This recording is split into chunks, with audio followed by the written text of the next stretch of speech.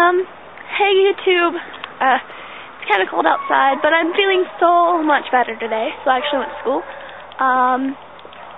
And I got a request from my friend to make a video about what a pantheon is. It seems like such, kind of a easy question to answer, so that may not be all I talk about in this video, but it may be depending on how much I ramble. A pantheon is a group of deities that are often put together because they're associated with one culture or another. Some examples are the Egyptian Pantheon, which is the deities that were worshipped in Egypt. Then there's the Celtic Pantheon, which were worshipped by Celtic people. Greek Pantheon, Greece. Roman Pantheon, Rome. I don't know, it's really cold outside.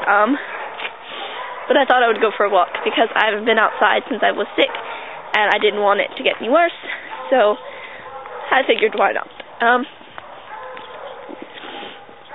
So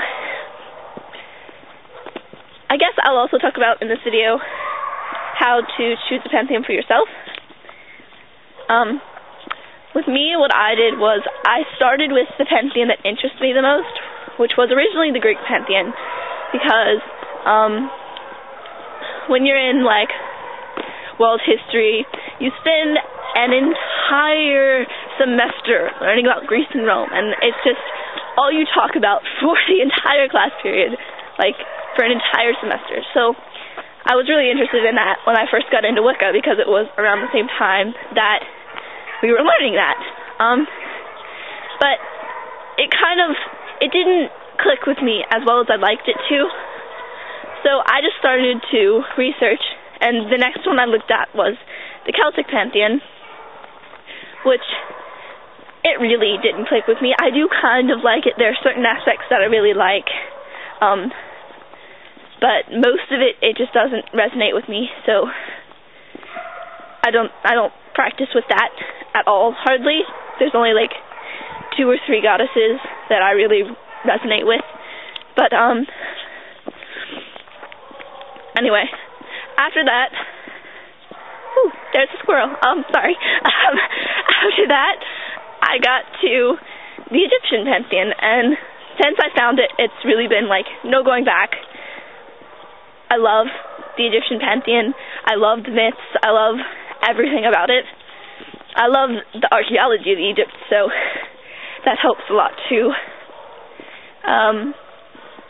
So I started with finding what interests me, and then after you find one that sort of interests you, you have to research every little thing about it, everything you can possibly find, because you don't really know which one is really going to click with you until you know everything, because it could seem like it's the perfect one for you, and then you get to that one god or that one myth, and you're like, why? So it just doesn't work with you anymore. Which that's how it was with the Celtic Pantheon, because the first couple of goddesses and the first god I looked at, I was like, yeah, I could like this. And then I got to I think it was, I can't even remember now, it's been a while, but it was a goddess, and she was just so, I don't know, her energy and mine did not mix. It was awkward feeling when I was reading about it, and I just didn't like it. So after you've done all the research you possibly can, you can finally decide whether that pantheon's right for you. And I'm not saying that you have to pick one pantheon and use that all the time. Certainly you don't, because I don't. I use the Celtic Pantheon occasionally, maybe once a year, for one ritual or even a spell. And then it's really cold, I'm sorry. I use the Egyptian Pantheon for all of my Sabbats, and then I use the Greek Pantheon for a lot of my Estet rituals. The next thing, I guess, is mixing pantheons. I do tend to shy away from that, mainly because I don't know everything about a pantheon, and you can't mix pantheons without knowing the mythology as well as humanly possible. That's honest, right? Okay, as well as humanly possible on both sides. Because if you don't know it as well as you possibly can within the scope of human ability, then it's possible that you'll put two deities together from two different pantheons that their vibrations are going to conflict. So yeah, there was a car. It was my mom. So it was kind of weird walking down the street talking to a camera and my mom drives by. But anyway, I got into the car and came back home because it's really cold. So I'm just going to finish the last little bit of the video outside. Of my house, just in the yard, because I can at least sit between the little bushes and it's hiding me from the really cold wind. But anyway, I left off with the mixing of pantheons and how you need to know everything and things like that. So, to finish with that, I would just say mix pantheons at your own risk, because if you mix the pantheon and the energies don't mix well and you've already done it and it's going to cause a not so happy circle or ritual or whatever you're doing, or even overly happy where it's I don't know how to explain it. Mixing deities is dangerous, not so much to you.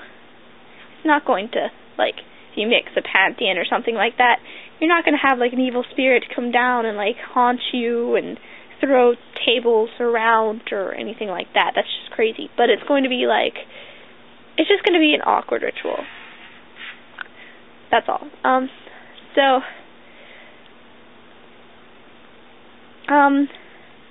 think I answered my friend's question, because I think he was mainly just confused on whether you can make your own pantheon, and then the answer to that is no, not at first, at least.